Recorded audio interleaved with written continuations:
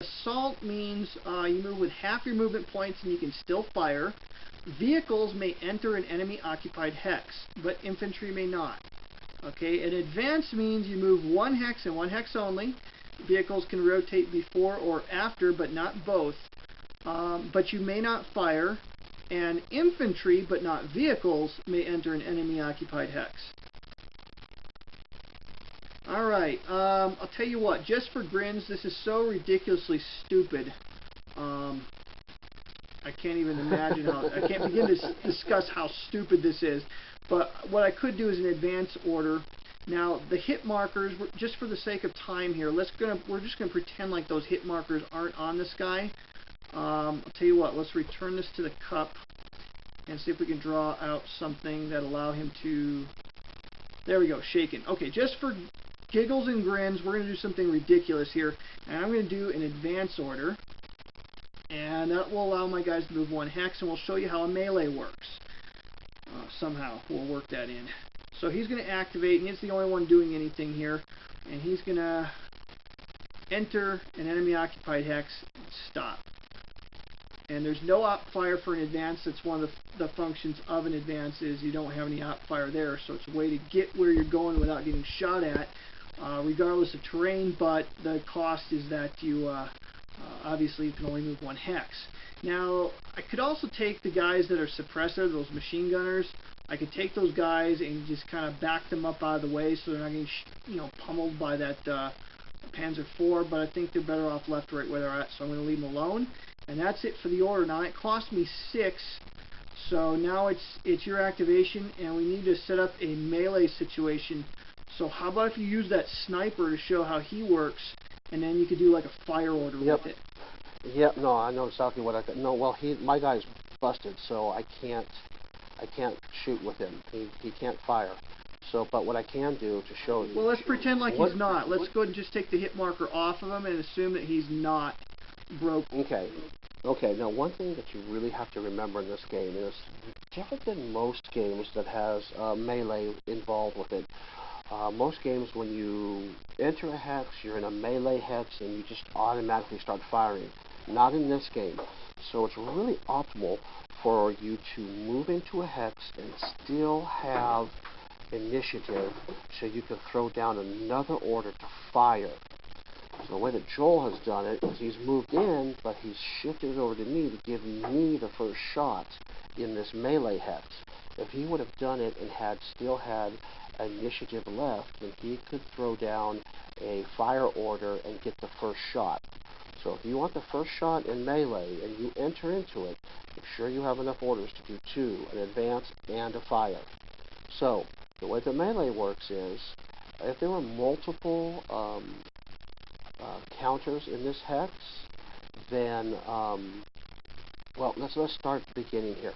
I'm going to do a sniper order. If you look at the very top left over here by the time track, you'll see that the sniper is actually on the Soviet side.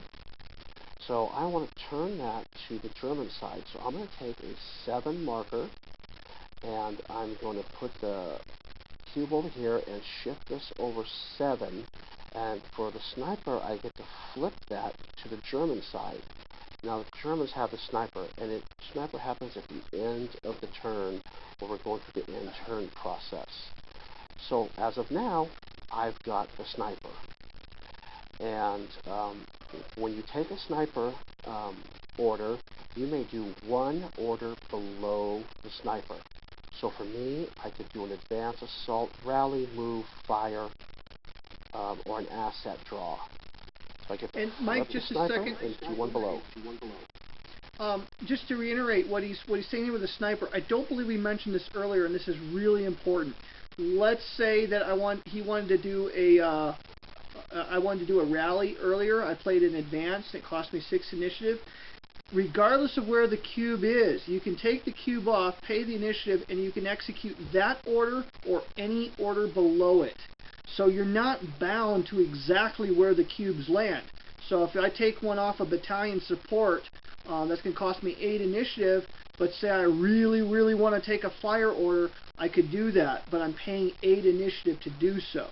So what he's saying with the sniper is also true with other orders. You can execute that order or excuse me, in lieu of that order, you can execute any order below it. And that's where the real tough decisions come in this game, because it happens all the time that you're having to spend 6, 7, 8, and 9 just to do a little 2 or 3 fire, because you just have to do it. So that game within the game with the Matrix, that's where it all comes from. Is, boy, it can be really expensive sometimes to do what you really want to do. So I've shifted over, and now we've got a fire attack. And I know we're getting into the thing. Normally what I would do is I would activate all those guys that I've been shooting with, but we're just going to go ahead and do this melee just to show you how this works. So I'm going to activate my unit.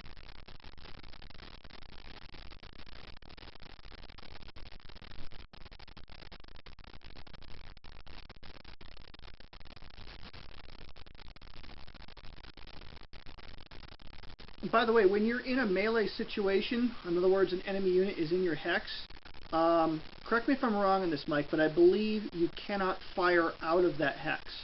So if you're in a hex with an enemy unit, you can only melee. Correct. Now, the opposite is not true. If you're not in the hex, you can fire into a melee situation, which is not like ASL.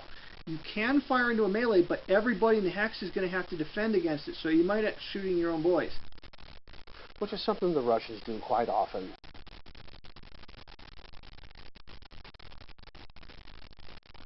The other thing is you can only advance out of a melee situation if you're an infantry unit is with a advance order.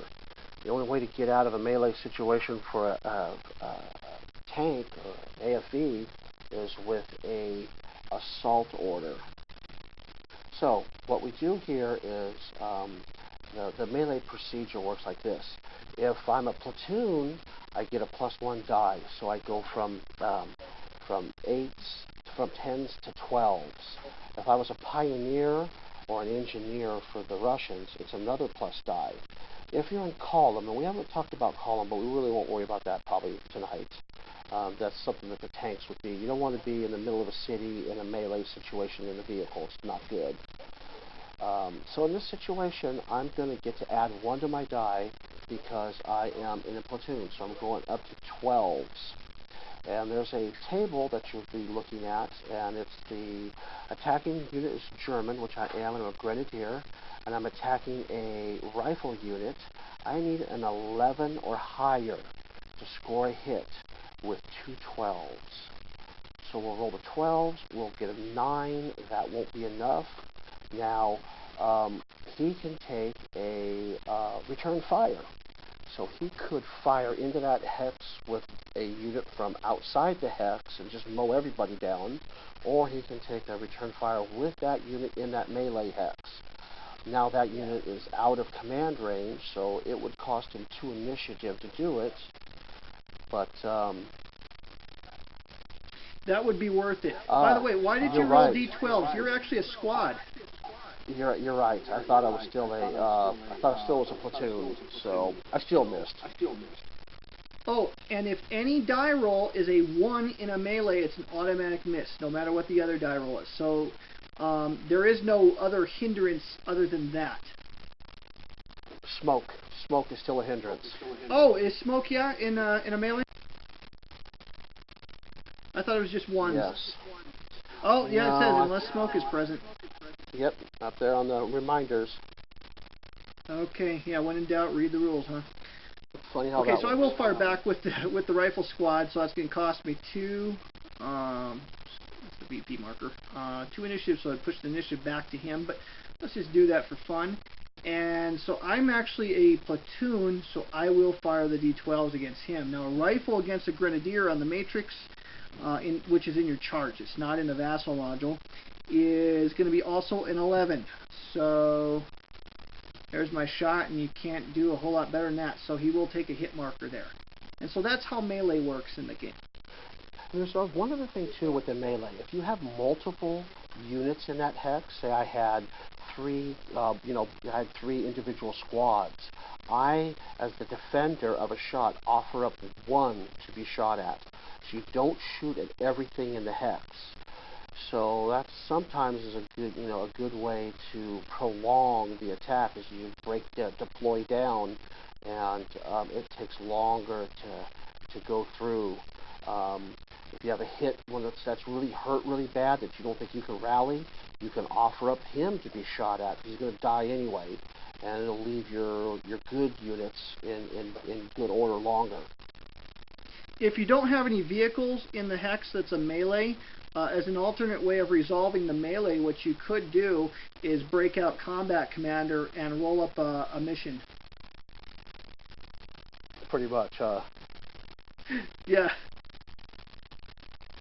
Would you want to open it up to questions right now, Joel? Yeah, I think we've pretty much covered everything. The other orders